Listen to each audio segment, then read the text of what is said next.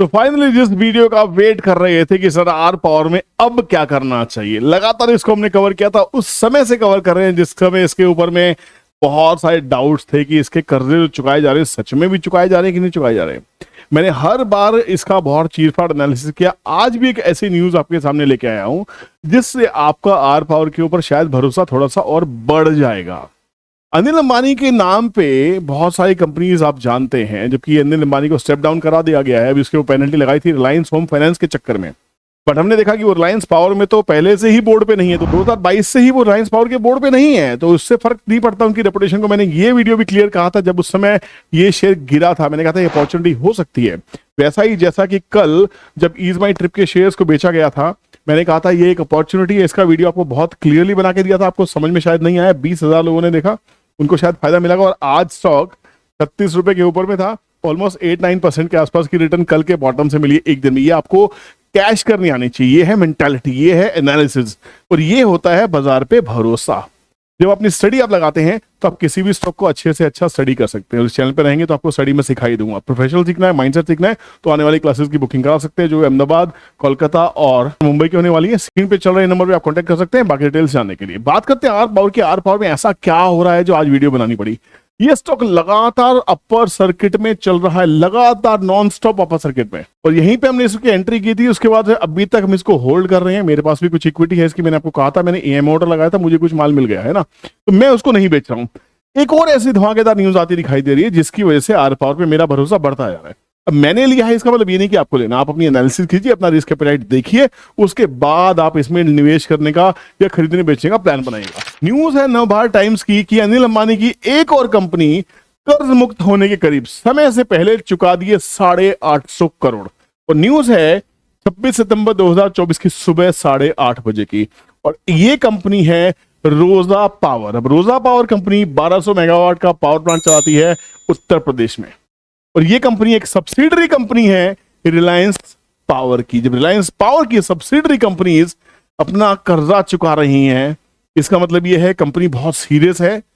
Fund का arrangement उनके पास में हो गया है। जो सब सोच रहे थे कि अनिल अंबानी फंड कहां से लेके आएंगे, अब उनकी कंपनीज फंड लेके आ रही हैं, डेट सेटल किए जा रहे हैं। और ये बहुत क्लियर न्यूज है। नई दिल्ली, आज का नवभारत टाइम्स दिल्ली से प्रिंट होता है। कर्ज में डूबे उद्योगपति अनिल अंबानी की कंपनियां तेजी से अपना कर्ज चुकाने में लगी हैं। उनकी एक और कंपनी ने समय से पहले 850 करोड़ रुपए चुका दिए हैं, और यह भी कर्ज मुक्त बनने की तरफ बढ़ रही है। रिलायंस पावर की सब्सिडरी कंपनी रोजा पावर ने सिंगापुर के लेंडर वर्ल्डे पार्टनर्स को 850 करोड़ रुपए के कर्ज का समय से पहले भुगतान कर दिया है। रिलायंस पावर के कर्ज मुक्त बनने की उपलब्धि के बाद अब रोजा पावर भी डेट फ्री होने की राह पे है। कंपनी का लक्ष्य अगली तिमाही में अपने शेष कर्ज का निपटान करना है और चालू वित्त वर्ष के अंत से पहले इस प्रक्रिया को पूरा कर लेना है। आप सोच लीजिए, जब किसी शेयर में आप निवेश करते हैं तो कम से कम एक क्वार्टर के अंदर के लिए उसमें बने रहना चाहिए, क्योंकि कंपनी नेक्स्ट क्वार्टर में ही बताती है कि मैंने इस पिछले 3 महीने में क्या किया। तिमाही नतीजे जिसको हम कहते हैं क्वार्टरली रिजल्ट्स हम कहते हैं। तो क्वार्टरली रिजल्ट्स जब आते हैं, अगर आपको लगता है पिछले क्वार्टर से इस क्वार्टर में कुछ अच्छा हुआ है, तो हम एंटिसिपेट कर सकते हैं, हम फोरकास्ट करने की कोशिश कर सकते हैं कि शायद अगला क्वार्टर भी अच्छा होगा। यही है तरीका निवेश को आगे लेके जाने का, क्वार्टर ऑन क्वार्टर। हाँ, टेक्निकल एनालिसिस आपकी ये हेल्प करता है कि कब टॉप बनाया, कब बॉटम बनाया, कब प्रॉफिट बुकिंग का टाइम आ रहा है, री एंट्रीज, चर्निंग, स्विंग्स, ये करने में आपकी टेक्निकल एनालिसिस हेल्प करता है। तो आपको दोनों ही चीजें करनी आनी चाहिए। आपको टेक्निकल्स भी आना चाहिए, आपको फंडामेंटल्स भी आना चाहिए। वो दिन जा चुके हैं जब हमारे अंकल आंटियों ने कहा था शेयर बाजार जुआ है, क्योंकि उनमें से एक भी लॉस खाने वाले आदमी ने कभी इस बाजार को सीखने की कोशिश नहीं की थी।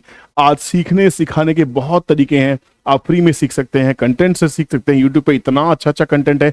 अगर आपको लगता है किसी मेंटोर की जरूरत है, आप हमें ज्वाइन कर सकते हैं, आप किसी और को ज्वाइन कर सकते हैं जिसको आप पसंद करते हैं। बट कम से कम इस बाजार को जुआ कहने से पहले सीखिए, ऐसी ऐसी न्यूज को स्टडी करना जानिए, तब आपको समझ में आएगा कि रिलायंस पावर को 40 रुपए से ऊपर जाते हुए भी क्या और रखना है। टारगेट्स निकालने के लिए फिबोनाची तो है ही है हमारे पास में। साथ देखिए, फिबोनाची अगर आपको यूज करनी है, इसके ऊपर क्लियर एक वीडियो दे चुका हूं, पर आप देखेंगे नहीं उस वीडियो को। सीखना क्या आपका मन नहीं है ना।